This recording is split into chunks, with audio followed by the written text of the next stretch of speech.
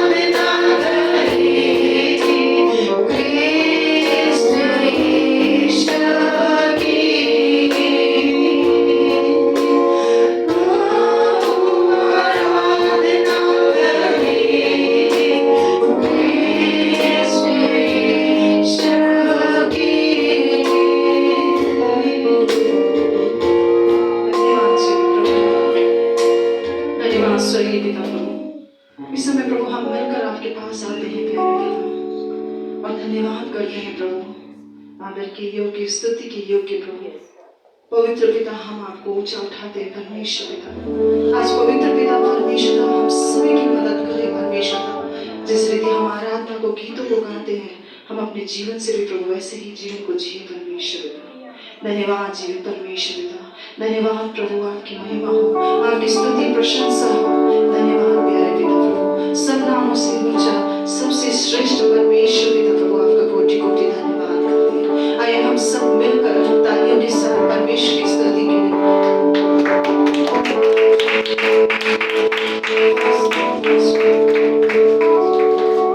धन्यवाद जीवित प्रभु, धन्यवाद सब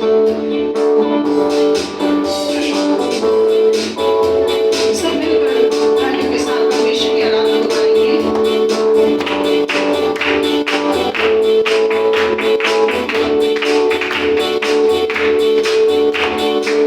ईश्वर ने हमें छुड़ाया।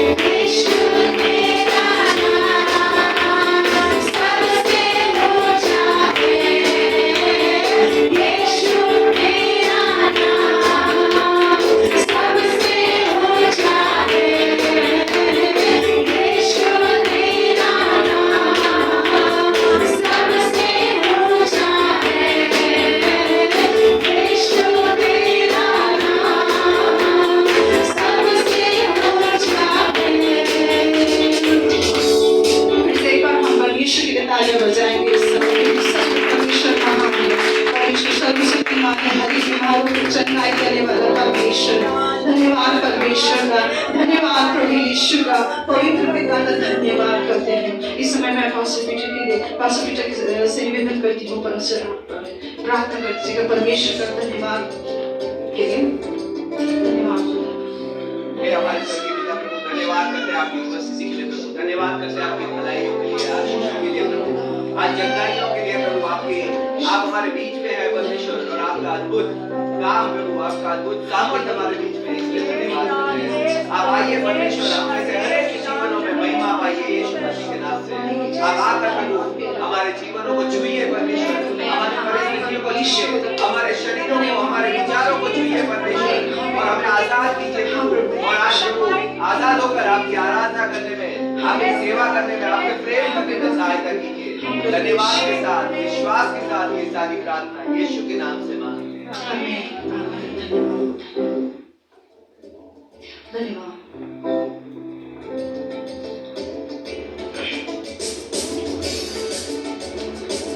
फिर से परमेश्वर की आराधना करेंगे,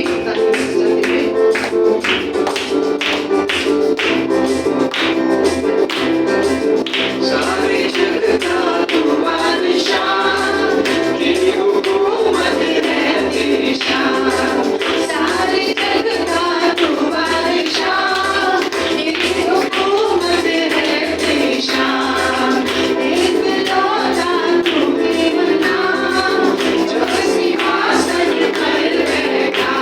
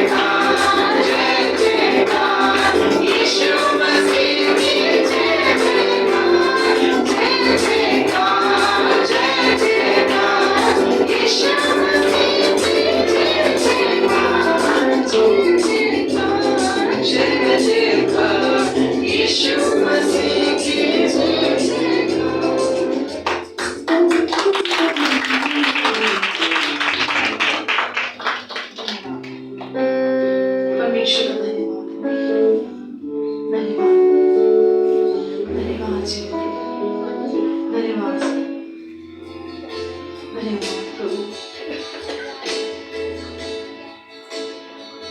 इस समय अपने मनों को तैयार करें परमेश्वर के लिए, उसको धन्यवाद करें। धन्यवाद परमेश्वर, धन्यवाद।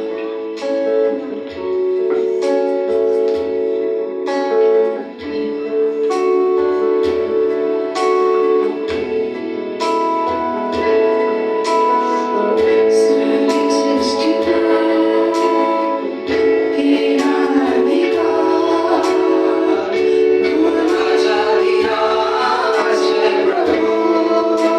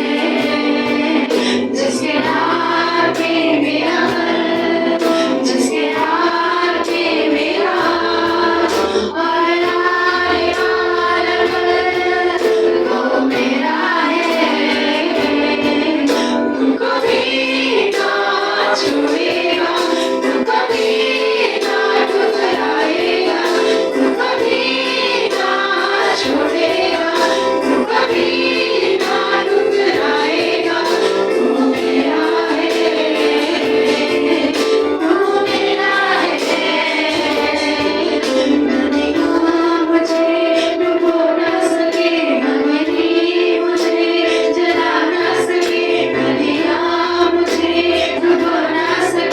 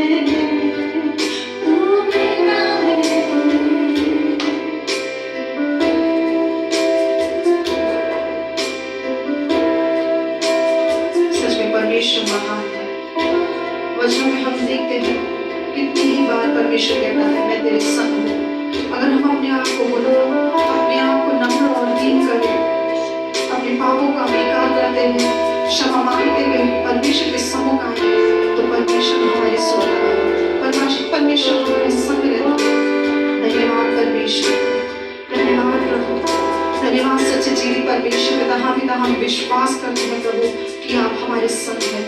धन्यवाद प्यारे पिता प्रभु, आज के इस आराधना में प्रभु, सारी बातों में प्रभु आपकी महिमा हो, आपकी प्रशंसा हो। धन्यवाद के साथ आगे की सभा को आपके हाथ में सौंपते हुए यीशु के नाम से प्रार्थना करते हैं, आमीन।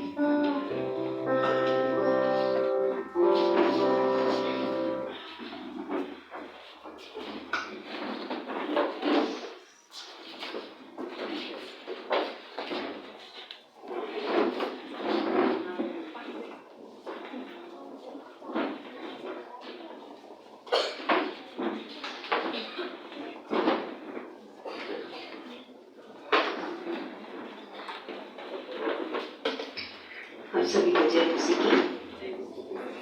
एक बार फिर से प्रभु यीशु मसीह का इस समय आप सभी लोगों का स्वागत है।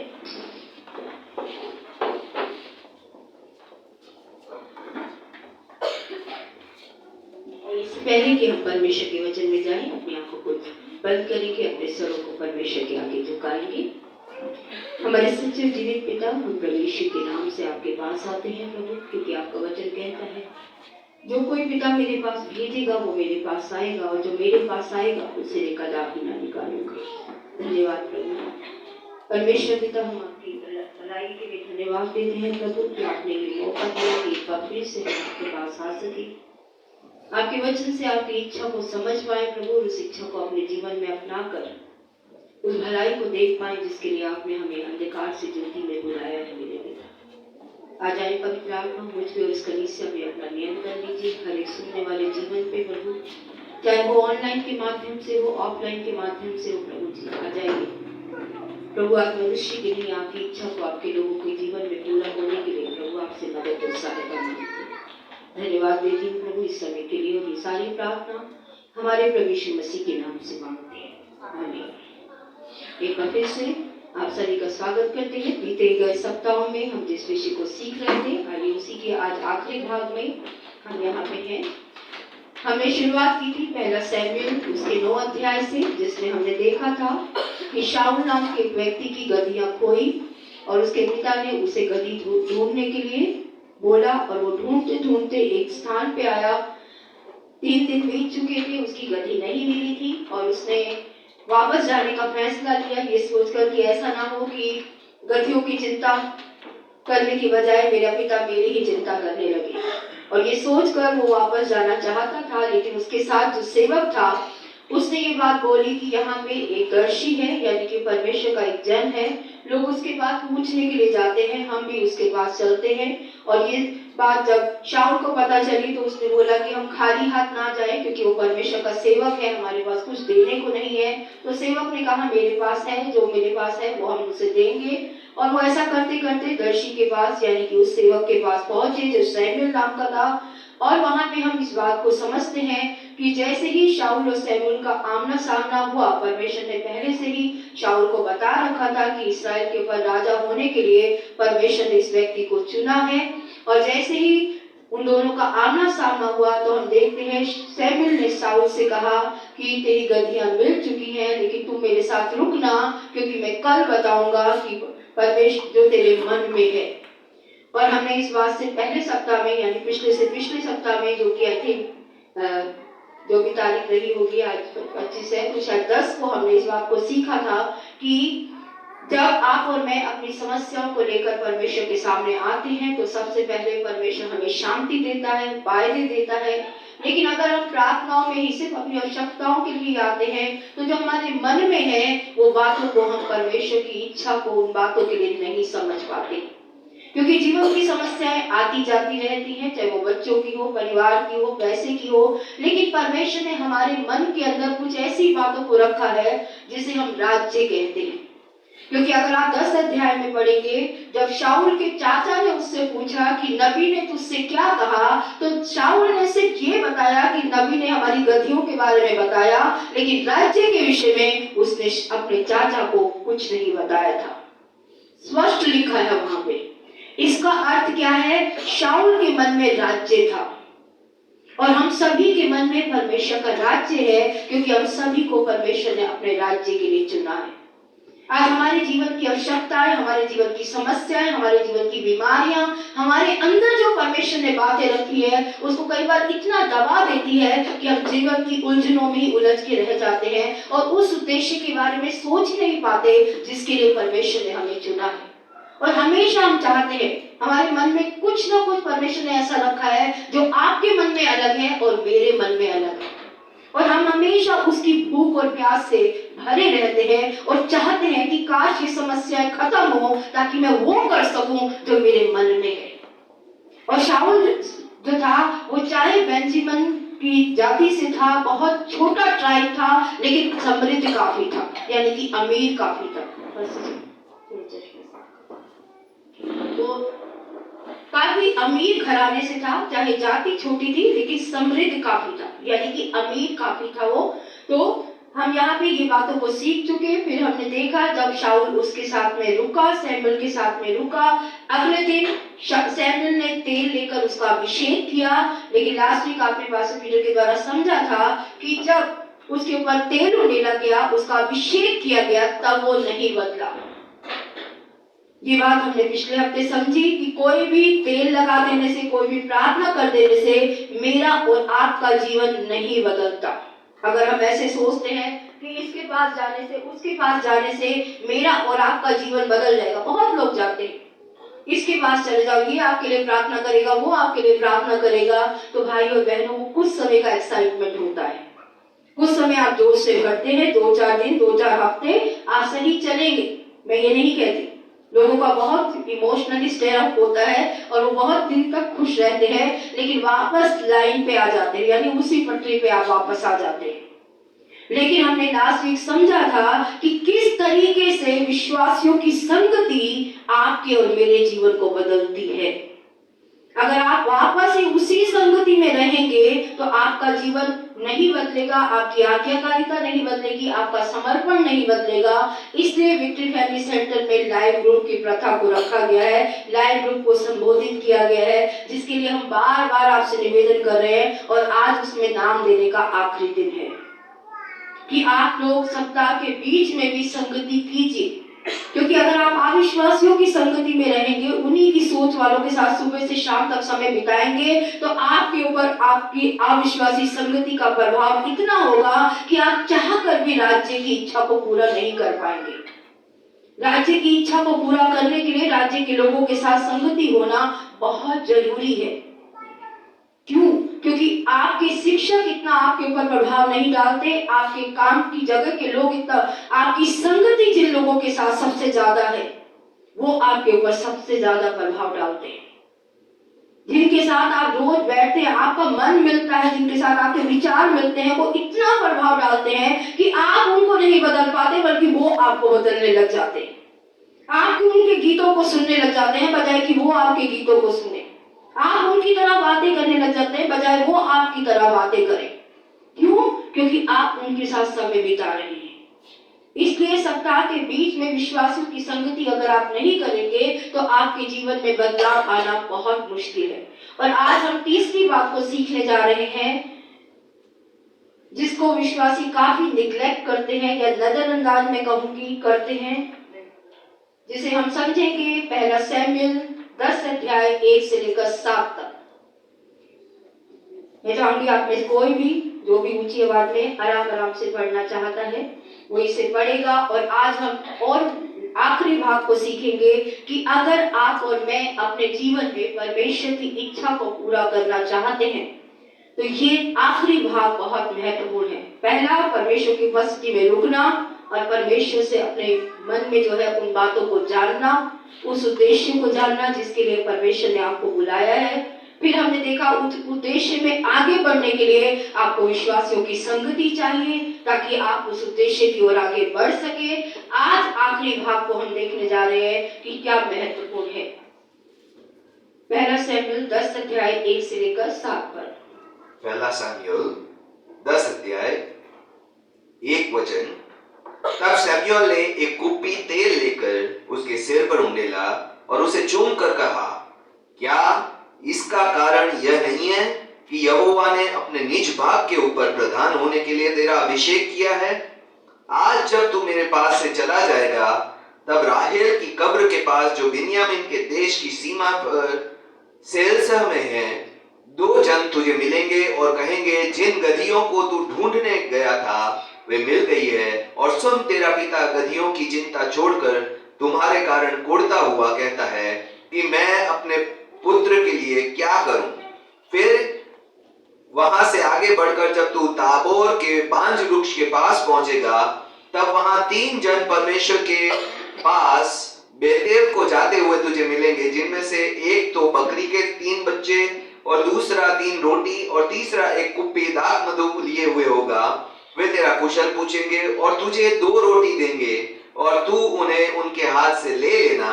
तब तू परमेश्वर के पहाड़ पर पहुंचेगा जहां फलिस्तियों की चौकी है, और जब तू वहां नगर में प्रवेश करे, तब नबियों का एक दल ऊंचे स्थान से उतरता हुआ तुझे मिलेगा, और उनके आगे सितार, डफ, बांसुरी और वीणा होंगे, और वे नबूवत करते होंगे। तब यहोवा का आत्मा तुझ पर बल से उतरेगा और तू उनके साथ होकर नबूवत करने लगेगा, और तू परिवर्तित होकर और ही मनुष्य हो जाएगा। और जब ये चिन्ह तुझे दिखाई पड़ेंगे, तब जो काम करने का अवसर तुझे मिले उसमें लग जाना, क्योंकि परमेश्वर तेरे संग रहेगा। आमीन। यहाँ पे सैमुएल ने शाऊल को अभिषेक किया और फिर उसे जाने के लिए बोला 3 तरीके के लोग तुझे मिलेंगे, जो हमने संगति के बारे में समझा कि कैसे संगति में हमें परिवर्तित होना है। लेकिन परिवर्तन कब आया? संगति के साथ साथ जब शाऊल के ऊपर पवित्र आत्मा उतरा। यहाँ क्लियरली लिखा है कि जब तुझ पर पवित्र आत्मा उतरेगा, यानी तो आत्मा आएगा, तब तू और ही मनुष्य बन जाएगा। इसलिए विश्वासियों के लिए विश्वास में आने के बाद में पवित्र आत्मा का बपतिस्मा बहुत जरूरी है। कई लोग इसके महत्व को नहीं समझते, इसकी इंपॉर्टेंस कहे या इसकी क्यों मुझे पवित्र आत्मा से भरना जरूरी है, वो उसके महत्व को नहीं समझते। सवाल पूछा जाता है, क्या हम यीशु मसीह को ग्रहण करने के बाद आत्मा में जन्म लेते हैं? हाँ, लेते हैं। क्या मुझ में पवित्र आत्मा, परमेश्वर की आत्मा का कार्य होता है? होता है। लेकिन एक तरीके से आप अगर यहाँ सिर्फ संडे आते हैं, ये एक विजिटेशन है आपका। आप 2 घंटे 3 घंटे जितना समय भी यहाँ क्या कर सकते हैं, कितना। लेकिन अगर आप यहाँ आके रहते हैं तो इस जगह को आप अलग तरीके से ट्रीट करेंगे, इस जगह का आप अलग तरीके से फायदा लेंगे। फर्क है। इसी तरीके से परमेश्वर की आत्मा आप में आके रहे, वास करे और हर समय आपको गाइड करे, वो एक अलग अनुभव है। और सिर्फ कुछ समय के लिए परमेश्वर की आत्मा आए, आपको विजिट करे और चली जाए, उसमें फर्क है। हम हमेशा पवित्र आत्मा के बपतिस्मे को इस तरीके से समझाते हैं कि अगर आपने कभी प्रॉपर्टी खरीदी है तो आप, या आपने कभी किराए पे भी मकान लिया है, आप एक टोकन मनी देते हैं। टोकन मनी समझ में आती है? एडवांस कुछ, ताकि आप पक्का करें। लेकिन आप तब तक उस घर में जाके रहते नहीं है या अपने तरीके से उस घर को नहीं बना पाते जब तक कि आप उसकी फुल पेमेंट नहीं कर देते। आप टोकन मनी जाके देने के बाद उस घर में एक कील भी नहीं गाड़ सकते। क्यों? क्योंकि अभी तक आपने पेमेंट नहीं करी। इसी तरीके से पवित्र आत्मा का जन्म या पवित्र आत्मा में, परमेश्वर की आत्मा कहती है, मैं नहीं कहती कि जितनों ने यीशु को ग्रहण किया उन्होंने परमेश्वर की संतान होने का अधिकार प्राप्त किया। वो ना तो मांस से, ना लहू से, ना मनुष्य की इच्छा से, परमेश्वर की इच्छा से जन्मे। और परमेश्वर की इच्छा मतलब आत्मा में जन्मे। लेकिन आत्मा का वास आप में तब होता है जब पवित्र आत्मा आपके ऊपर आकर उतरता है, पवित्र आत्मा का आप बपतिस्मा प्राप्त करते हैं। और यूहन्ना 14 में, 15 में, 16 में यीशु मसीह ने पवित्र आत्मा के कार्य के ऊपर बहुत समझाया है।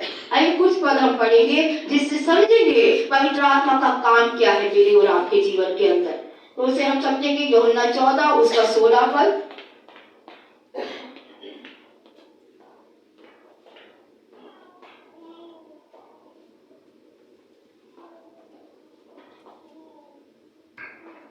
यूहन्ना की सुसमाचार 14 अध्याय 16 पद।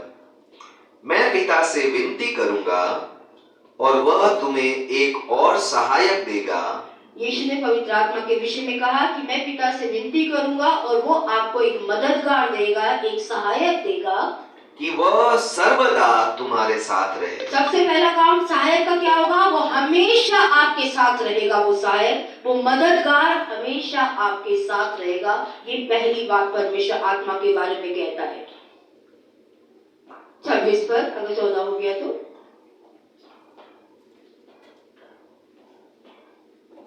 परंतु सहायक अर्थात पवित्र आत्मा जिसे पिता मेरे नाम से भेजेगा, ये मददगार जिसे यीशु के नाम से पिता मुझे और आपको देगा, वह तुम्हें सब बातें सिखाएगा। वो तुम्हें परमेश्वर की सब बातें सिखाएगा। पवित्र आत्मा परमेश्वर की बातें मनुष्य को सिखाता है। और जो कुछ मैंने तुमसे कहा है और जो कुछ यीशु ने लिखित में हमने सुना है या पढ़ा है अभी तक, वह सब तुम्हें स्मरण कराएगा। वो हम भूलेंगे नहीं। पवित्र आत्मा का काम होगा कि वो परमेश्वर की बातें हमें याद दिलाता रहेगा। जब जब समस्या, परेशानी, बीमारी, टेंशन, तनाव आपके जीवन में आएगा या आप नहीं समझेंगे, तब पवित्र आत्मा का ये काम होगा, क्योंकि वो सर्वदा आपके साथ रहेगा, आपको यीशु की बातें याद दिलाएगा। 16 का 8 पर,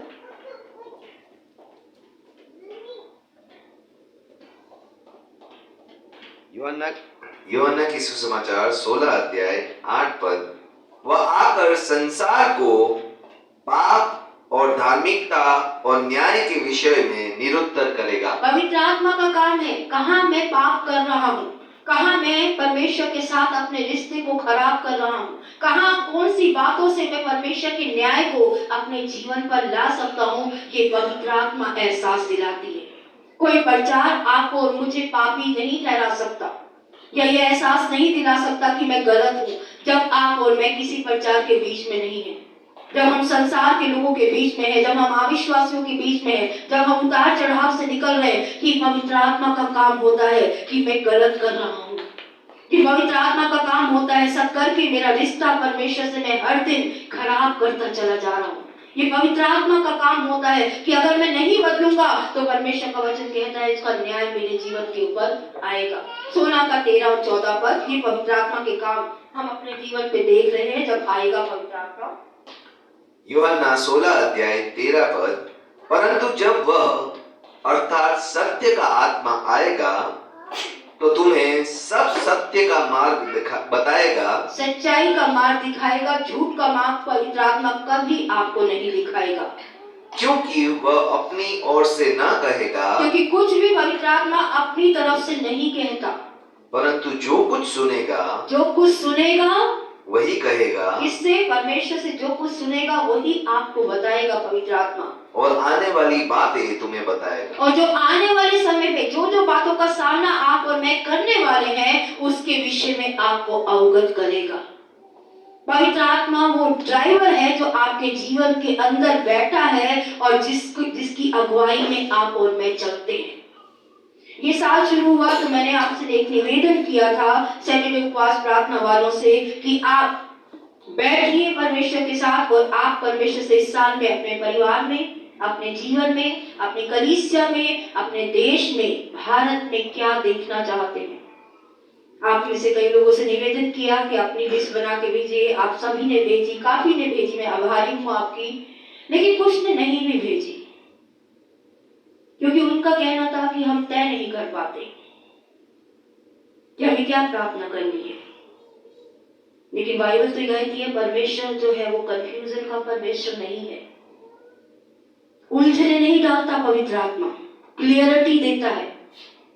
जब आप और मैं परमेश्वर के चरणों में बैठते हैं और पूछते हैं पवित्र आत्मा मैं तो बहुत सी चीजें चाहता हूँ लेकिन आप क्या चाहते हो, क्योंकि आप पिता की इच्छा को मेरे जीवन में आप क्या करना चाहते हो, मेरे द्वारा क्या करवाना चाहते हो, वो आप तय करते हो। क्योंकि बाइबल कहती है आत्मा दुर्बलता में हमारी सहायता करता है। जब हमें नहीं पता क्या प्रार्थना करें, आत्मा आप ही आगे भर भर के बयान से बाहर परमेश्वर की इच्छा के अनुसार परमेश्वर के लोगों के लिए प्रार्थना करवाता है।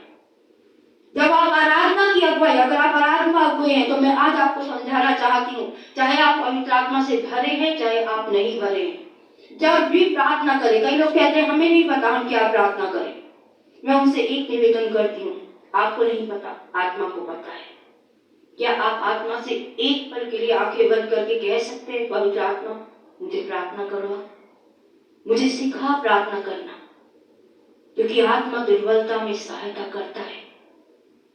जब आप आराधना की अगुवाई तैयार करते हैं, हर एक वर्शिप लीडर से रिक्वेस्ट कर रही हूँ जो आज हैं या भविष्य में होंगे, ऐसे ही सिलेक्टिव ना बन जाए कि ये गाना लूंगा, ये गाना लूंगा, ये गाना नहीं। भाई बहनों, उसमें आत्मा का काम नहीं होगा। बैठे अपने एक अच्छा डिवोशन परमेश्वर के साथ बैठे और कहे, पवित्र आत्मा किन गीतों से तू अपनी महिमा लेना चाहता है, मुझे वो गीत दे दे।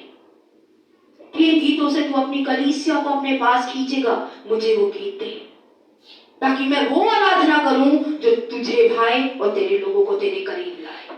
आराधना के दो ही उद्देश्य, एक परमेश्वर को महिमा और उसके लोगों को उसके पास लाना, और कोई तीसरा कोई उद्देश्य नहीं है आराधना का।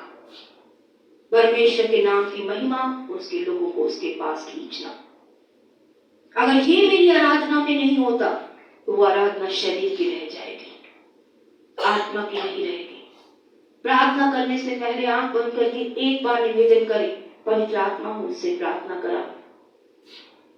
साल भर की प्रार्थनाओं को तय करने से पहले आपको बैठने की आवश्यकता है और पूछना है, परमेश्वर मैं तो बहुत कुछ चाहता हूँ, लेकिन तू क्या चाहता है इस साल में मेरे परिवार में, तू क्या चाहता है मेरे जीवन में, कहाँ कहाँ मैं तेरे वचन का उल्लंघन कर रहा हूँ, कहाँ कहाँ मेरा देश तेरे वचन का उल्लंघन कर रहा है, कहाँ कहाँ मेरा पास्टर तेरे वचन के अनुसार नहीं है, मेरे कलीसिया तेरे वचन के अनुसार नहीं है। उन वचनों के आधार पर जो बोझ परमेश्वर आपके मन में डालता है, वो है आपकी परमेश्वर की अगुवाई में प्रार्थना की सूची।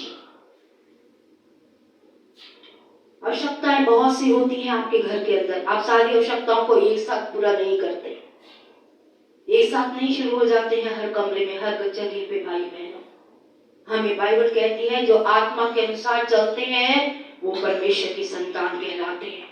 आत्मा के अनुसार चलोगे तो शरीर की क्रियाओं को कभी पूरा नहीं करोगे, क्योंकि कई बार ड्राइवर तो है लेकिन हम ड्राइवर को बोलने नहीं देते हैं। पवित्र आत्मा वो ड्राइवर है जो आपके जीवन के अंदर बैठा है, जो आपको लीड करना चाहता है, जो आपको अगुवाई देना चाहता है, जो आपका मार्गदर्शन करना चाहता है, जो परमेश्वर की बातें आपको बताना चाहता है। लेकिन अगर आप उसे बंद करा दोगे कि मुंह बंद रखो, मुझे जो चाहता है, मेरा मन जो कहता है, मुझे जो अच्छा लगता है, मेरे शरीर को जो अच्छा लगता है, जो मेरा मन करना चाहता है, मैं वो करूंगा, तो आप कभी आत्मा की इच्छा को पूरा नहीं कर पाएंगे। पवित्र आत्मा कंफ्यूजन का आत्मा नहीं है, सीधाई का आत्मा है।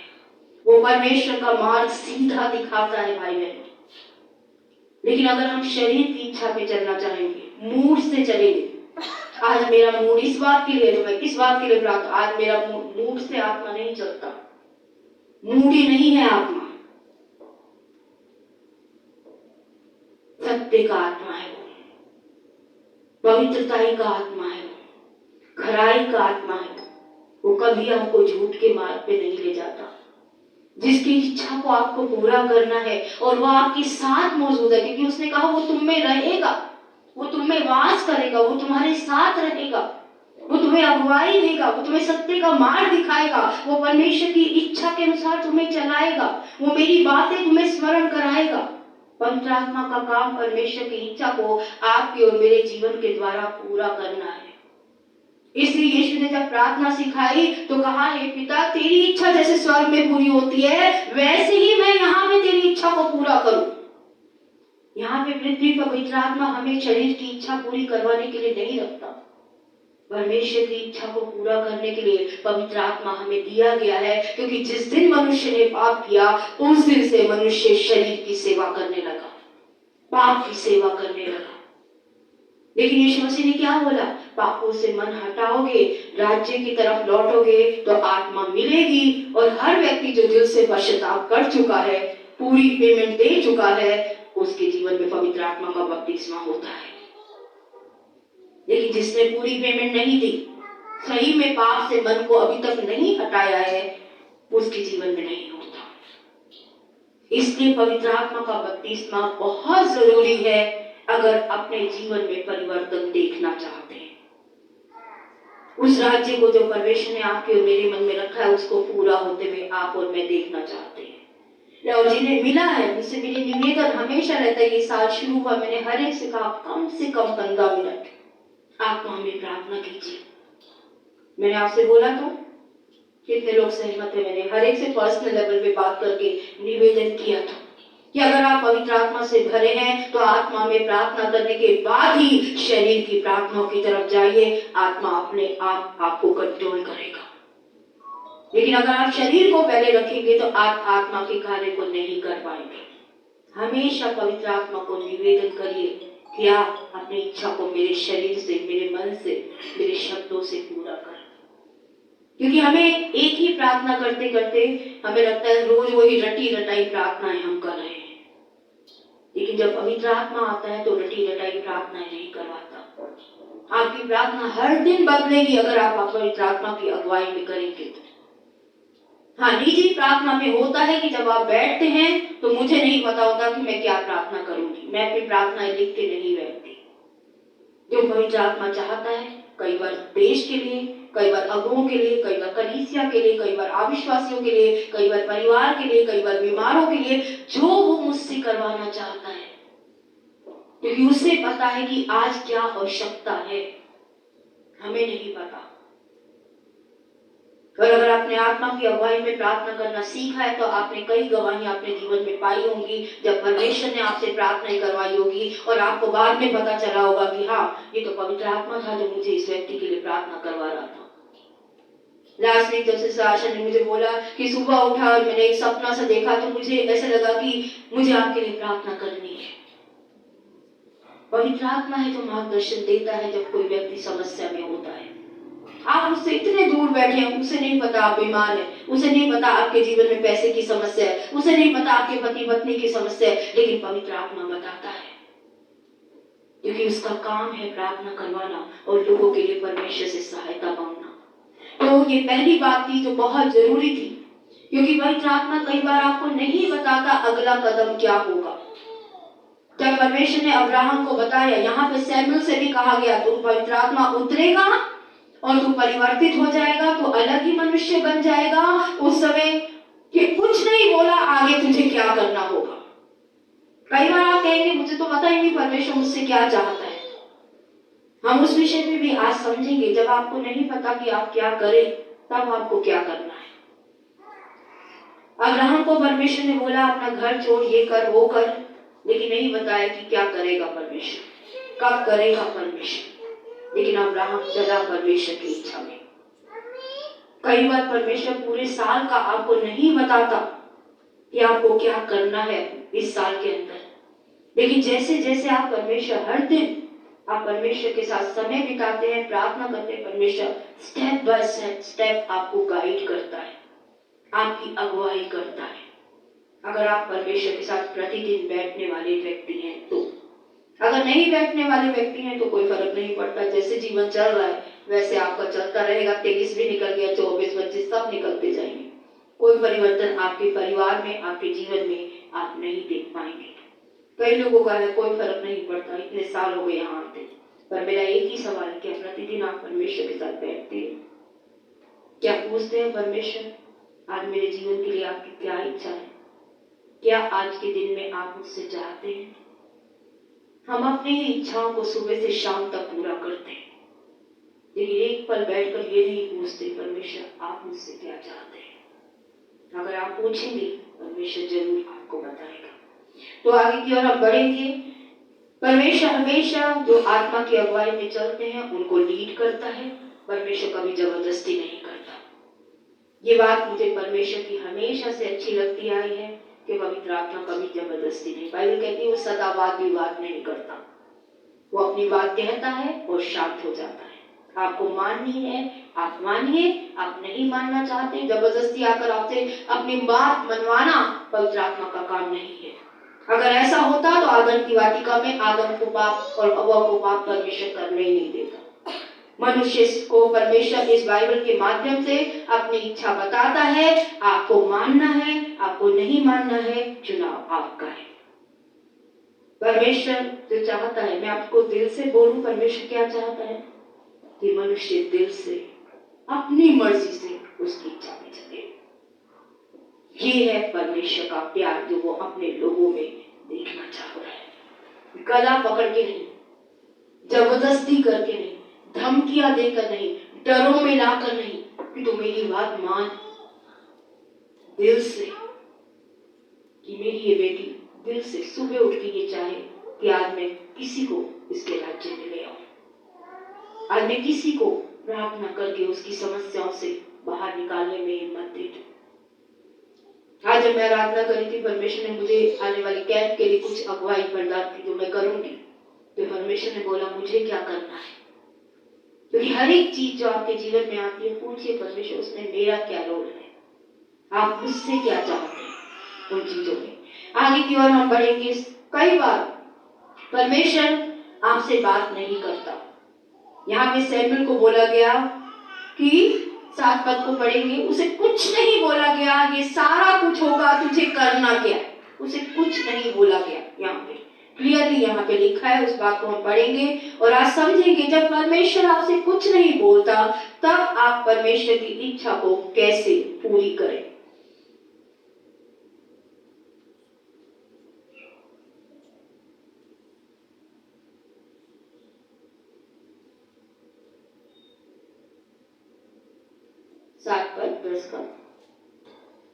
पहला शमूएल 10:7 और जब ये चिन्ह तुझे दिखाई पड़ेंगे तब जो काम करने का अवसर तुझे मिले उसमें लग जाना, क्योंकि परमेश्वर तेरे संग रहेगा।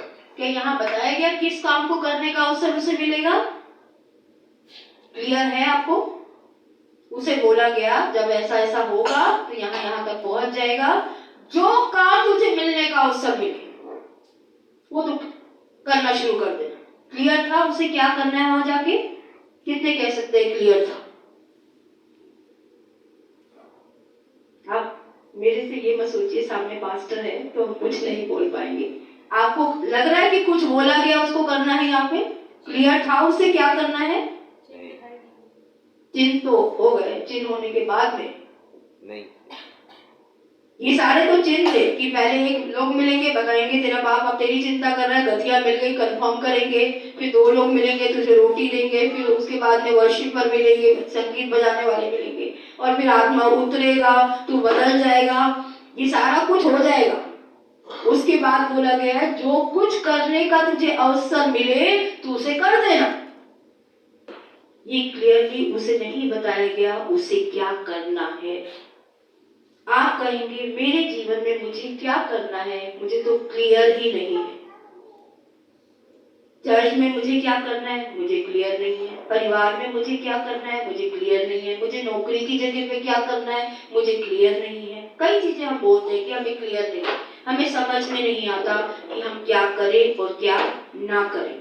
यहाँ पे कुछ साइन दिए गए, ऐसे ऐसे करके होगा, और यहाँ लिखा है इंग्लिश में कि ओकेशन डिमांड, जो वो अवसर डिमांड करे तो वो काम करना। आप जब सुबह अपने घर के अंदर उठते हैं, रात को चाहे आपने कुछ भी सोचा, सडनली अगर आपको लगता है आपकी मोटर खराब हो गई, तो क्या आप ब्रश करते रहते हैं, नहाते रहते हैं, क्या करते हैं? परेशान हो जाते हैं। दूसरा, मोटर ठीक कराने के लिए मोटर ठीक करने वाले व्यक्ति को फोन करते हैं कि कितनी जल्दी वो आएगा क्योंकि पानी खत्म हो जाएगा। और कुछ इसी रूटीन से चलते रहते हैं। क्या आपकी रूटीन में फर्क आता है? अगर रात भर पानी नहीं आया, 2 दिन पानी नहीं आया, और आपको सुबह भी आपने सोचा पानी आ जाएगा फिर भी पानी नहीं आया, क्या आपके रूटीन में फर्क आता है? क्यों आता है? क्योंकि ओकेशन, वो अवसर इस समय किसी और चीज की मांग कर रहा है, और आप सब काम छोड़कर उस समय की मांग को पूरा करने के लिए अपनी पूरी शक्ति, अपना मन, अपना एफर्ट, अपना सब कुछ लगा देते। यही है परमेश्वर की इच्छा को पूरा करना, कि जिस परिस्थितियों में, जिन हालातों में आप हैं, उसमें क्या चीज की मांग सबसे ज्यादा है। अगर आप कलीसिया में आते हैं, कोई समस्या देखते हैं, परमेश्वर ने आपको दिखाई, मैं हमेशा मानती हूँ जो समस्या पे आपका ध्यान जाता है परमेश्वर चाहता है आप वो काम करें। लेकिन हमारा स्वभाव शिकायतों का होता है, ये ठीक नहीं था, वो ठीक नहीं था। लेकिन सचमुच में आपसे बताऊं वो क्या था? परमेश्वर आपसे वो डिमांड कर रहा था, ये ओकेशन है, ये अवसर है जब मैंने तुझे ये समस्या दिखाई है और मैं चाहता हूं तू इसको पूरा कर दे। बजाय कि तू पास्टर को जाके बताए पास्टर जी ये खराब हो गए, ये हो गए। परमेश्वर की इच्छा बहुत आसान है समझना। आपके घर के अंदर आपको कोई बोलता है ये कीजिए, आप खुद करते हैं क्योंकि वो डिमांड होती है उस समय की। आपको लगता है कलीसिया में नए जीवन नहीं आ रहे, इवेंजलिज्म करना बाइबल बोलती है। कितनों को प्रभु भोज के समय पे ये आज्ञा मिलती है कि जैसे जैसे तब तक प्रभु ना आए उसकी मृत्यु का प्रचार करो। सिर्फ मुझसे बोलता है वचन या आपसे भी बोलता है? जब हमें ऐसी आत्माएं दिखती हैं जो अभी प्रभु में नहीं है, समस्याओं से घिरी है, वो ओकेशन डिमांड करता है कि मैं उसको यीशु मसीह के बारे में बताऊं। हर बात में इतना आत्मिक होने की जरूरत नहीं है कि पवित्र आत्मा बोलेगा तो ही मैं सुसमाचार प्रचार करूंगा। कई लोग ऐसे होते हैं, प्रार्थना करके बताएंगे। अरे वो उस समय मांग है, उस समय की। आप प्रार्थना करने के बाद जाके फोन करते हैं मोटर वाले को, प्रार्थना करूंगा प्रभु बोलेगा तो मोटर वाले को फोन करूंगा, वरना मोटर वाले को फोन नहीं करूंगा। करते हैं ऐसे क्यों? इंतजार कीजिए ना पवित्र आत्मा के बोलने का। क्यों मोटर वाले को फोन कर, राजू को फोन कर, दीपू को फोन कर, वेट कीजिए।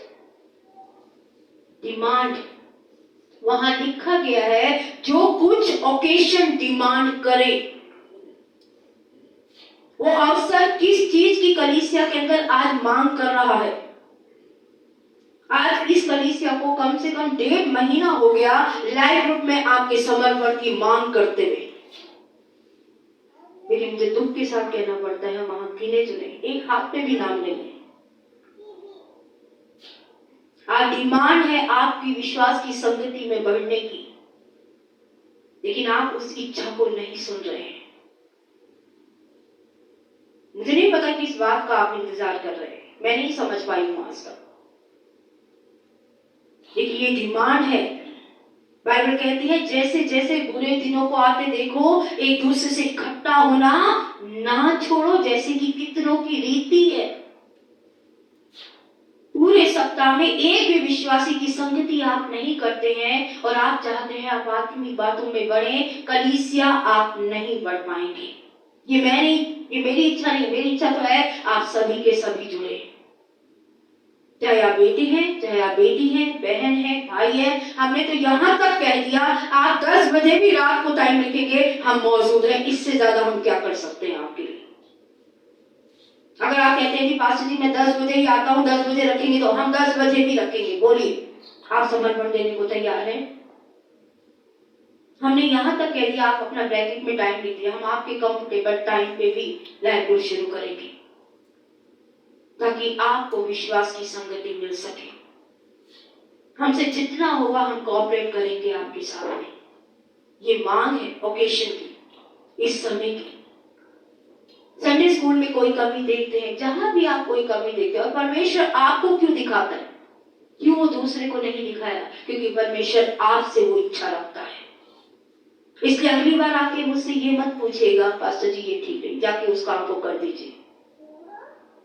आपको अपनी बुलाहट जाननी है तो जब जब परमेश्वर आपको कोई समस्या दिखाए उस बुलाहट को पूरा कर दीजिए। आप अपनी बुलाहट की ओर अपने आप पहुंच जाएंगे। बुलाहट पहचानना आसान है, बहुत आसान है। नेहमाया ने की बुलाहट जानते हैं आप? कितने लोगों ने नेहमाया के बारे में पढ़ा है? नेहमाया अपने देश से बहुत दूर था, लेकिन जब उसे अपने देश के बारे में पता चला, यरूशलेम के बारे में, समस्याओं के बारे में पता चला, इतनी दूर बैठ कर भी उसने ये समझा कि ये बात मेरे देश में हुई है, मेरे लोगों के साथ हुई है, मैं कुछ भी करके वहां जाऊंगा और उस समस्या को ठीक करूंगा। जबकि ननाने कितने साल से अपने लोगों से दूर था, और जब उसने उस डिमांड को फुलफिल किया, नेहमाया की वो बुलाहट बन गई। आपकी कॉलिंग आप जान सकते हैं जब जब समस्या आती है और आप उस समस्या का उत्तर बनने के लिए इनिशिएटिव लेते हैं। बजाय कि उस समस्या की चर्चा इसके पास जाके करेंगे, उसके पास करेंगे, शिकायतें करेंगे, नेगेटिव बोलेंगे, उस समस्या का उत्तर बन जाइए। आप अपनी बुलाहट तक अपने आप पहुंच जाएंगे। मेरी बुलाहट कैसे मिली मैं आज आपको बताऊं। मैं आप ही की तरह लीडर थी, जैसे आज समाया है, सिस्टर उषा है, और भी एक दो लोग हैं हमारी कलीसिया में। जब भी कलीसिया में आवश्यकता होती थी हमेशा मौजूद रहती थी आपकी तरह। 96 में यीशु मसीह को जाना, धीरे धीरे प्रभु की सहायता से आगे बढ़ी। 1999 में परमेश्वर ने मुझे पुलपिट की साइड पे बोला कि तू कलीसिया बनाएगी, ये वायदा मुझे दिया। उसके बाद परमेश्वर ने मुझसे कोई बात नहीं कही। 2000 में मेरे पास्टर हर साल की तरह जैसे वो जाते थे, जैसे अभी हम भी मार्च में जाएंगे, वो 1 महीने के लिए जाते थे या ज्यादा दिन के लिए जाते थे, और उन्होंने बोला हमारे एब्सेंट में क्या आप कलीसिया की जिम्मेदारी को लोगे। मैंने बोला ठीक है। जैसे आज हम सिस्टर माया को बोल जाते हैं, कई बार सिस्टर उषा को बोल जाते हैं, कई बार सिस्टर किरण को, जो भी हमारे अगुए हैं पूरा सपोर्ट करते हैं। मुझे अपने अगुओं से एक भी शिकायत नहीं है। हमारे अगुए, हमारे वर्शिप लीडर सारे बहुत अच्छे हैं, हमारे साथ मिलके काम करते हैं। मैं उनके प्रति परमेश्वर की ओर से बहुत धन्यवादित हूँ। हमारे एब्सेंट में हमें कोई चिंता नहीं करनी पड़ती। और उन्होंने उस समय मुझे विश्वास योग्य समझा। सिस्टर डेजी जो थे वो लंदन प्रोजेक्ट में उस समय गए हुए थे, ये 2000 की बात है, और मैंने बोला हाँ मैं लूंगी। वो मुझे देकर चले गए। मैंने कलीसिया की जिम्मेदारी, प्रचार, हर चीज को करना शुरू किया।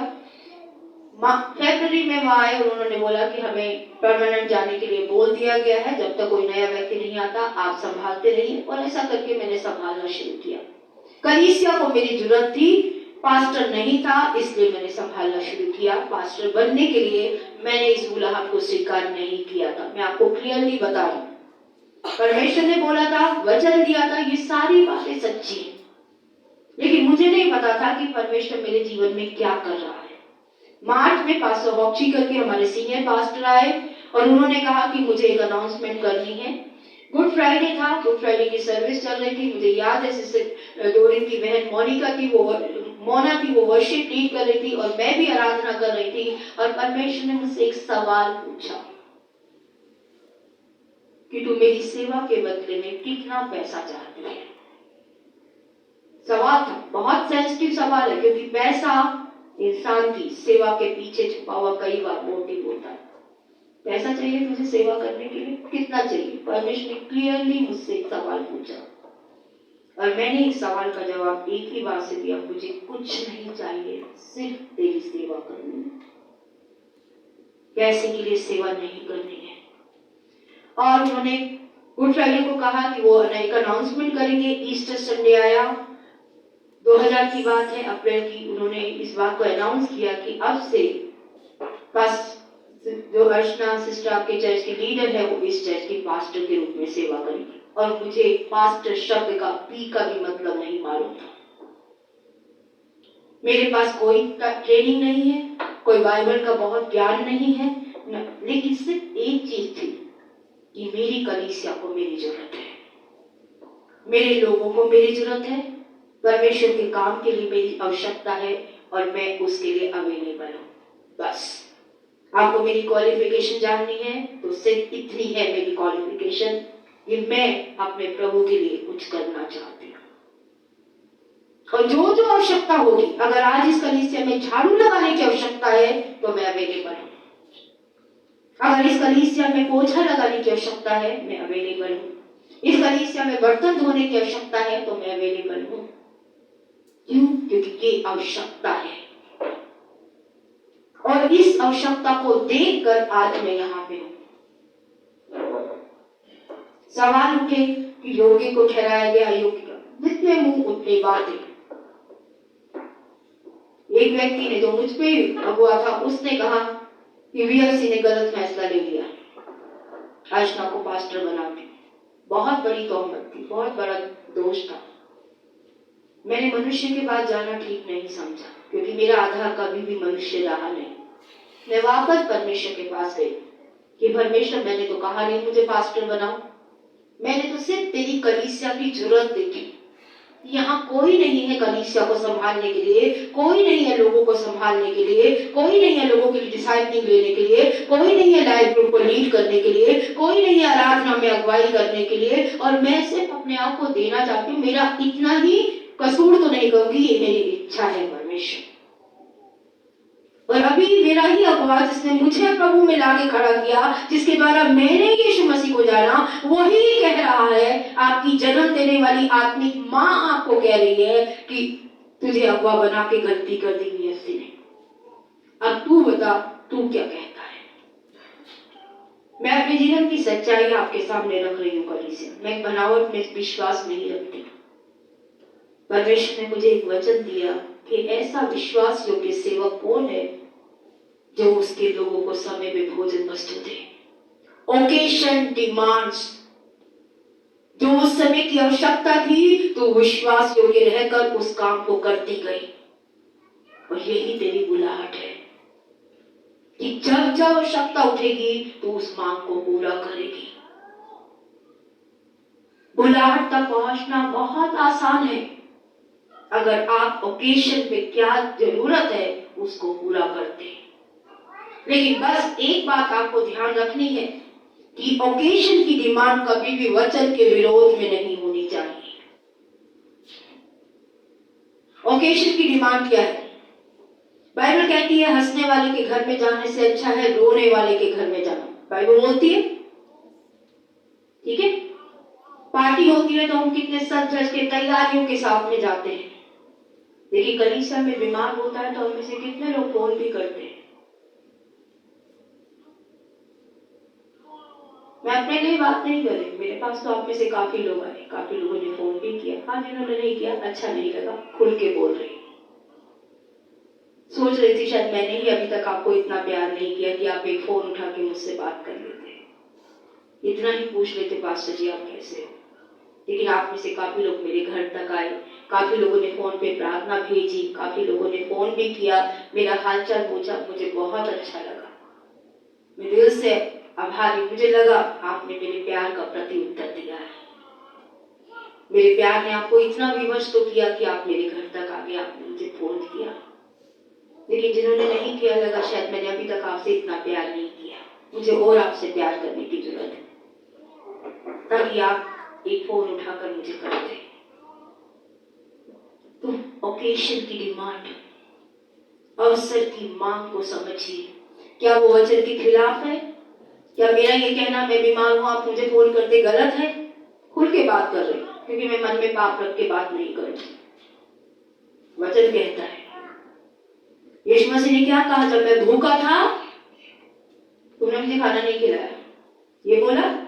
ओकेशन की डिमांड थी कि उस घर में आज कमी है, और यीशु ने कहा तुमने वो पूरी की, तुमने मेरे साथ किया। जब मैं बीमार था तुम मुझे देखने आए, ओकेशन की डिमांड। हर बीमार को जाकर आपका विजिट करना ओकेशन की डिमांड है, वचन के अनुसार है। जब आप उसे पूरा करते हैं आप परमेश्वर की इच्छा पूरी करते हैं। जब मैं नंगा था तुमने मुझे कपड़े पहनाए, ओकेशन की डिमांड है। यीशु मसीह का वचन कहता है, हे प्रियो, शब्दों से नहीं कामों से भी प्रेम प्रकट करो। शब्दों में प्यार प्रकट करना बहुत आसान है, लेकिन कामों में त्याग की जरूरत होती है। ये ओकेशन की डिमांड है।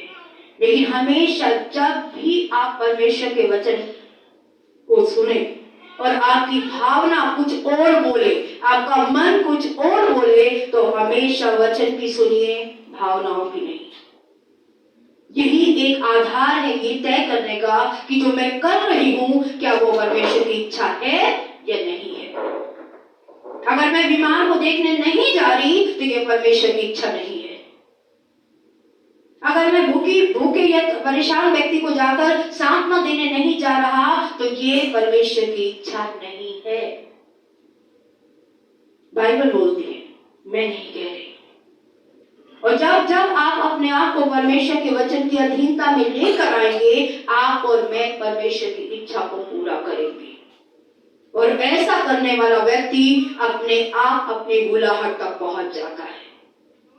और जो ओकेशन की डिमांड को पूरा नहीं करता वो कभी भी लाइफ में अपनी बुलाहट को परमेश्वर से प्राप्त नहीं कर पाएगा।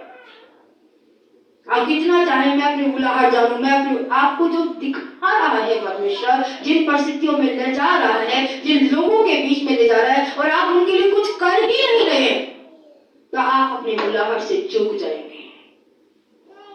परमेश्वर अगर हमेशा आपको बीमार व्यक्तियों में ले जाता है और आप सुसमाचार देते ही नहीं, उनके लिए प्रार्थना करते ही नहीं है, आप अपनी बुलाहट से चूक जाएंगे। अगर हमेशा परमेश्वर आपको व्यभिचारियों के बीच में ले जाता है और आप फिर भी सुसमाचार नहीं देते हैं, तो आप अपनी बुलाहट को कभी पूरा नहीं कर पाएंगे। जांचिए परमेश्वर मुझे क्यों बार बार उन्हीं बातों में ले जाता है, उन्हीं लोगों के बीच में ले जाता है, उन्हीं समस्याओं के बीच में ले जाता है, और अपनी बुलाहट को समझकर वहां परमेश्वर का काम करना शुरू कीजिए। बाकी सब परमेश्वर कर लेगा। बुलाहट पहचानना बहुत आसान है, परमेश्वर की इच्छा को जानना बहुत आसान है। लेकिन अगर आप मिडिल अभी पढ़ाई के बीच में 7वीं 8वीं 9वीं 10वीं तक ही है और आप कहते हैं परमेश्वर ने मुझे शादी के बारे में बात की, रुक जाइए, बहुत दूर है आपकी शादी अभी। ये परमेश्वर की अगुवाई नहीं हो सकती। समझिए, परमेश्वर जिस समय पे आप हैं, वो जो कहता है आज की रोटी हमें दे, जिसने रोज के रोज मन्ना गिराया, वो 6 साल बाद की बात करेगा आपसे। वो आपसे अभी के बारे में बात करेगा कि वो अभी आपसे क्या चाहते हैं। जैसे मैंने आपसे कहा, आराधना में मुझे एक टेबल लगानी है और उस टेबल पे बैठ के क्या करना है, परमेश्वर ने मुझे इस सैटरडे जो आने वाला है उसके लिए बताया कि मेरा काम इस समय पे क्या होगा। इस हेल्थ कैंप में परमेश्वर मुझसे क्या चाहता है। परमेश्वर ने मुझे 2 साल के बाद के बारे में बात नहीं की, मुझे इस आने वाले हफ्ते के बारे में बात की कि मेरी इसमें क्या रोल है, मुझे इसके बीच में परमेश्वर क्या इच्छा लगता है। तो आज हमने 2 विषय पे बातों को समझा है। एक, पवित्र आत्मा से भरना और पवित्र आत्मा की अधीनता में चलना, ताकि आप और मैं शरीर के कामों को ना करें। आराधना को से फिर से निवेदन करूंगी, ऐसे ही आराधना उठा के ना बनाए। हमेशा परमेश्वर से पूछ के आराधना गीतों को चुने। सिलेक्टिव होना बहुत आसान है, पसंद के गाने चुन लीजिए, बहुत दिनों से नहीं लिए चुन लीजिए, नहीं, क्या परमेश्वर भी चाहता है। आप जिससे प्यार करते हैं ना, हमेशा आपसे पूछते क्या खाएगा बेटा। कितने माता पिता कहते हैं अपने बच्चों से, हम पूछते हैं ये जो मन मेरा जो मन है वही बनाऊंगी, कहते ना मम्मी पूछती है। चलिए, मैं शर्मिंदा नहीं करूंगी किसी। कहने का मतलब है जिसे आप प्यार करते हैं उससे आप पूछते हैं, आपको उसकी मन की बातें पता होती हैं। आराधना में हमेशा, प्रार्थना में हमेशा, अगुवाई लेते हुए हमेशा पूछिए परमेश्वर आप क्या चाहते हैं। परमेश्वर को बहुत अच्छा लगता है जब सामने से व्यक्ति उसकी इच्छा पूछता है। मुझे बहुत अच्छा लगता है जब सामने से व्यक्ति पूछता है। मुझे लगता है सही में उसके दिल में मेरे लिए एक सम्मान है, प्यार है। दूसरा है, मेरे पास जो है ले लीजिए, बनने के बाद अवसर क्या, जो रखा है खाना ही पड़ेगा। दोनों तरीके से काम चलता है। लेकिन परमेश्वर की आत्मा, अगर आप पवित्र आत्मा से नहीं भरे गए, मेरा आपसे फिर से निवेदन है, पवित्र आत्मा की बपतिस्मे की प्रार्थना कीजिए। वो सत्य का आत्मा जब आप पे उतरेगा, आपका जीवन बदलेगा, आपकी प्रार्थनाएं बदलेगा, आपके विचार बदलेगा, आपको जीवन जीने की अगुवाइयों में अलग जगह पे लेके जाएगा। वो आपके साथ रहेगा, वो आपका मददगार है। इस जीवन की यात्रा में आपको मदद करने के लिए वो दिया गया है। फिर हमने देखा कई बार परमेश्वर कुछ नहीं बोलता, तो अवसर को समझिएगा, क्या ओकेशन की डिमांड है, इस समय क्या महत्वपूर्ण है, क्या क्यों परमेश्वर मुझे इस समय पे लेके गया है, क्या परमेश्वर मुझसे चाहता है। जब आप उसे करना शुरू करेंगे, आप अपनी बुलाहट तक अपने आप पहुंच जाएंगे। आपको किसी को, पास्टर को बताना नहीं पड़ेगा कि बहन आपकी इवेंजलिस्ट की बुलाहट है, आपकी पास्टर की बुलाहट है। आपके अंदर जो है वही परमेश्वर आपको वही ले जाएगा, वही लोगों में ले जाएगा। और आप परमेश्वर की बुलाहट से कभी नहीं चूकेंगे अगर आप ओकेशन की डिमांड को पूरा करेंगे। लेकिन हमेशा चेक कीजिए क्या वो बाइबल के अनुसार है या नहीं। अगर बाइबल के अनुसार नहीं है तो अपनी भावनाओं के आधार पर फैसले मत लीजिए, अपनी भावनाओं के आधार पर आप अपने जीवन में आगे मत बढ़िए। हमेशा परमेश्वर के वचन से जांचिए। अगर आपको अविश्वासी पसंद आ जाता तो ये मत बोलिए परमेश्वर ने मुझे बोला। परमेश्वर कभी नहीं बोलता, क्योंकि उसका वचन कहता है विश्वासियों का अविश्वासियों से कोई मतलब नहीं, मेल नहीं है। कभी परमेश्वर आपको ये नहीं कहेगा एक अविश्वासी से जाके शादी कर ले। अगर आप विश्वासी हैं और आपका पति अविश्वासी है तो बाइबल कभी नहीं कहती अपने पति को छोड़ दे। बाइबल कहती है अगर तेरा पति तेरे साथ रहने को तैयार है तो उसी के साथ रहे। विश्वासी पत्नी से भी अविश्वासी पति को परमेश्वर बचा लेगा, बाइबल कहती है। बाइबल की अधीनता में रहकर फैसले लीजिए। कभी भी बाइबल से पढ़कर ये मत सोचिए मैं परमेश्वर से ज्यादा आत्मिक हो गया कि परमेश्वर वचन तोड़कर बात करेगा। बाइबल कहती है वो अपने नाम से बढ़कर अपने वचन का आदर करता है, और वो कहता है जो आत्मा के चलते हैं वो शरीर की क्रियाओं को कभी पूरा नहीं करते। हम शरीर से प्रार्थनाओं के फैसले ना लें, आत्मा से, ताकि आप आत्मा की इच्छा को जो परमेश्वर है, सिर्फ हम यीशु की प्रार्थना को समझें कि जैसे पिता की इच्छा पूरी होती है ऐसे पृथ्वी पर मैं उसकी इच्छा को पूरा करने के लिए रखा गया हूँ। अपनी प्रार्थना में परमेश्वर की इच्छा को वचन की अधीनता में रखकर पूरा कीजिए। आइए सब अपनी आंखों को बंद करेंगे, अपने सरों को झुकाएंगे। ये आज का चैप्टर यहीं पे खत्म है, जो हमने शाऊल के विषय में सीखा कि कैसे मैं और आप परमेश्वर की इच्छा को पूरा कर सकते हैं। मैं रिक्वेस्ट करूंगी पास्टर पीटर से वो प्रार्थना में आगे ऊपर करेंगे।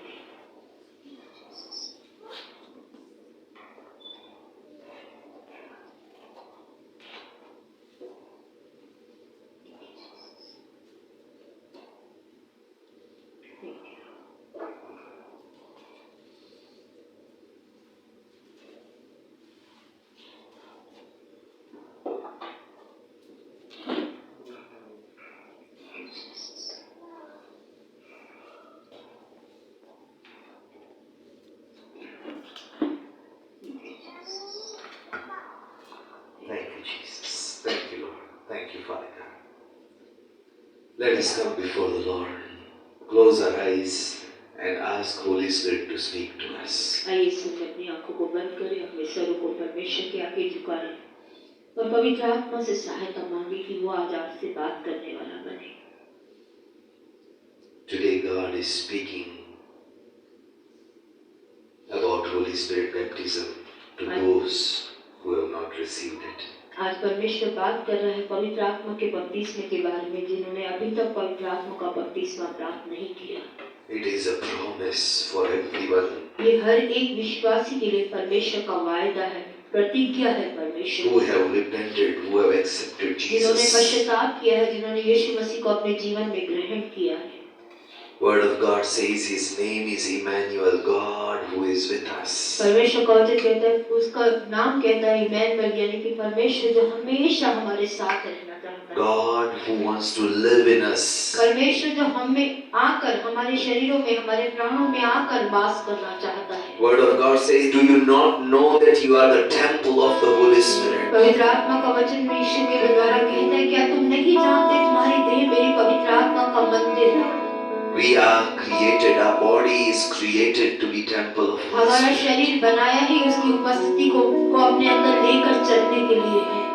If you are not filled with the Holy Spirit, अगर आज अभी तक आप पवित्र आत्मा से भरे हुए व्यक्ति नहीं है, आत्मा का बपतिस्मा प्राप्त नहीं किया है, Word of God says, repent, वचन कहता है पश्चाताप करो दिल से be baptized, और बपतिस्मा प्राप्त करो, and God will give you the gift of the तो Holy Spirit. परमेश्वर आपको पवित्र आत्मा का वरदान देगा।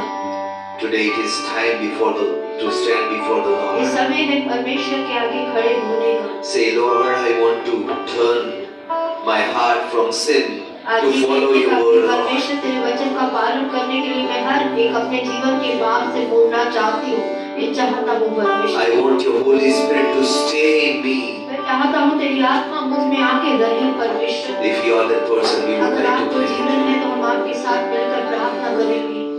Thank you, Jesus. You may just stand up in your places. आपसे प्रार्थना के लिए परमेश्वर की सहायता लेने के लिए अपनी जगह पे खड़े हो सकते हैं। Today God is calling to see the need and fulfill the need. परमेश्वर आज कहता है आवश्यकता को देखे और उस आवश्यकता को पूरा करने के लिए समर्पण को दे। Good Samaritan saw the need अच्छे सामरी ने आवश्यकता को देखा, He didn't turn away from the need. वो आवश्यकता को देख के नजरअंदाज करके चला नहीं गया। He did not go to other person to say, help this वो person. दूसरे व्यक्ति के पास नहीं गया कि दूसरे को बोले कि वहाँ कोई मारा कूटा है, जाके उसकी मदद कर।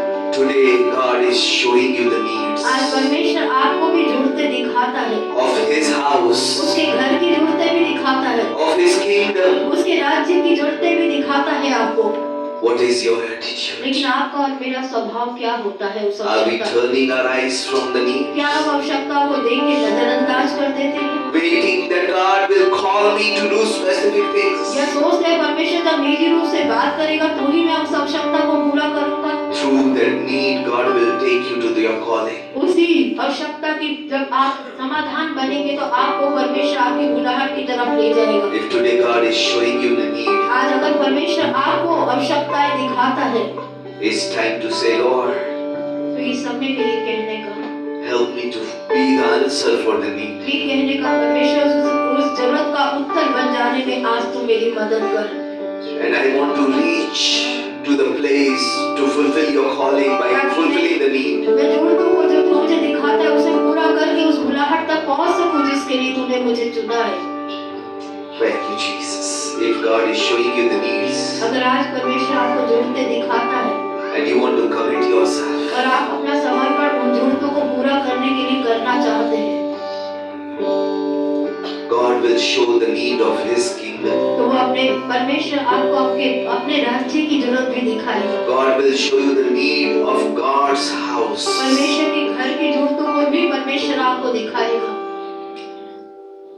If you are willing to say, I will fulfill the need, अगर आप ये कहने को तैयार है परमेश्वर तू जो भी दिखाएगा मैं उसे पूरा करूंगा, it's time to stand before the तो ये Lord. परमेश्वर के आगे खड़े होकर समर्पण करने की समय है। God will fill you परमेश्वर आपको भरेगा, with His Spirit. उस अपनी आत्मा से भरेगा, God will empower you. वो आपको अपनी सामर्थ्य से भरेगा। God will give you ability to fulfill the need. परमेश्वर आपको वो योग्यताएं देगा जिससे आप वो जरूरतों को पूरा कर पाएंगे। You can stand in the presence of God. आप परमेश्वर के सामने उसकी उपस्थिति में खड़े हो सकते हैं। Thank you, Jesus. Thank you, Lord. It's time to lift up your hands and your hearts and your voices before the Lord. परमेश्वर के आगे अपने हाथों को, अपनी आवाजों को, अपने मन को उठाने का। God has spoken to you. It's time you respond to God. परमेश्वर ने तो अपनी बात कर ली, अब आपको अपनी बात करने की जरूरत है। Thank you, Jesus.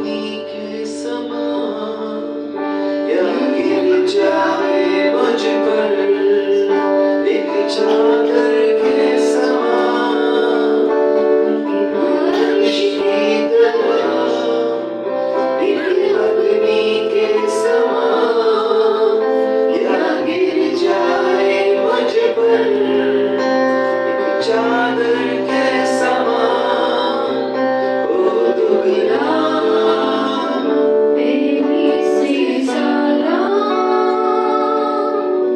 हो अभिषेक आज मुझ पर, और दुगना दुगना पहले से ज्यादा ज्यादा हो अभिषेक आज मुझ पर, एक बारिश की तरह एक अग्नि के समान, या गिर जाए मुझ पर एक चादर के समान, एक बारिश की तरह एक अग्नि के समान, या गिर जाए मुझ पर एक चादर के समान, ओ दुगना दुगना पहले से ज्यादा ज्यादा हो अभिषेक आज मुझ पर, और दुगना दुगना पहले से ज्यादा ज्यादा हो अभिषेक आज मुझ पर,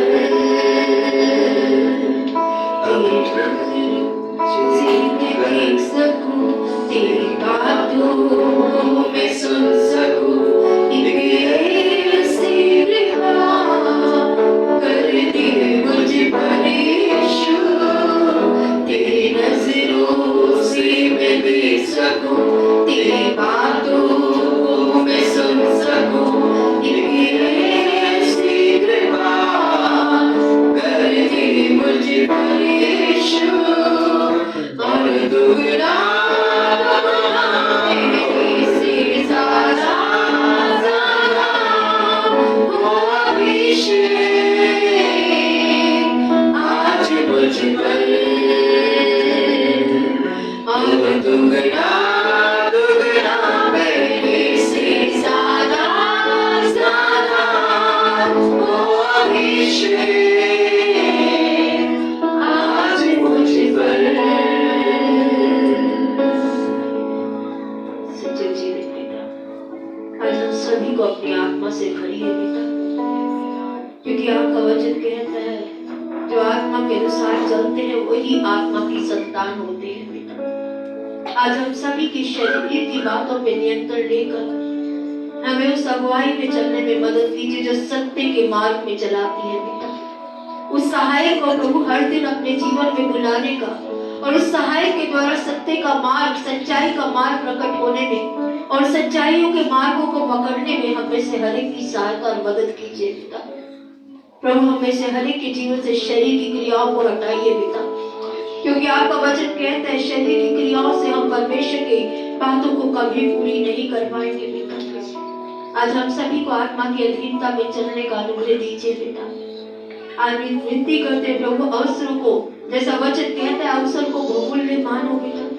आज अवसर प्रभु आप हमारे जीवनों में लेकर आते हैं जो ओकेशन डिमांड्स करते हैं आपके राज्य की, आपके घर की जरूरत के लिए पिता। आज प्रभु उस बुलाहट के लिए जिसके लिए आपने हमें से हर एक को चुना है मेरे पिता। आज उसके प्रति जो हमारी लापरवाहियां हैं पिता, गैर जिम्मेदारियां हैं पिता परमेश्वर, अपने जीवन की व्यस्तता है प्रभु, जैसे फरीसी और सदूकियों ने दिखाई थी पिता। आज उस व्यस्तता से भी हमें स्वतंत्र कीजिए मेरे पिता, और अच्छे सामने के गुणों को हमारे जीवनों में उड़ेलिए पिता, जो आवश्यकता को देखकर ठहर ना जाने पिता, आवश्यकता का उत्तर बनकर उस बुलाहट को पूरा करे, जो अपने पड़ोसी के प्रति अपने प्रेम को प्रकट कर पाए मेरे पिता परमेश्वर। आज पिता इस पाप को जो कलीसिया के रूप में हम सभी करते आए हैं पिता, हमें क्षमा कीजिए पिता। आज हमें आवश्यकताओं को देखकर नेगेटिव होने वाले स्वभाव से स्वतंत्र कीजिए पिता। आवश्यकताओं के लिए दूसरों को जिम्मेदार ठहराने वाले स्वभाव से स्वतंत्र करके खुद आवश्यकता का उत्तर बन जाने में हम सभी की मदद कीजिए पिता, ताकि हम में से हर एक व्यक्ति अपनी बुलाहट को आज आपसे प्राप्त करने वाला बन सके मेरे पिता। आज हमें आपके वचन की अधीनता में रहकर अपनी बुलाहटों को पूरा करने में मदद और सहायता कीजिए पिता। हमारी जो भी सोचे, हमारी जो भी बातें पिता हमें वचन के अलग जाकर आप बातों की तरफ खींचती है, उससे हमें स्वतंत्र कीजिए मेरे पिता।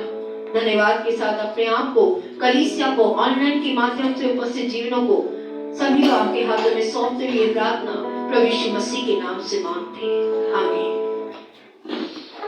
God bless you. आप सभी को परमेश्वर आशीष दे। इस समय आप अपने स्थानों पे बैठ सकते हैं। ऑनलाइन के लिए सभा को हम यहीं पे समाप्त कर रहे हैं। आप इसी तरीके से जुड़ते रहे। परमेश्वर आपको आशीष दे। God bless you.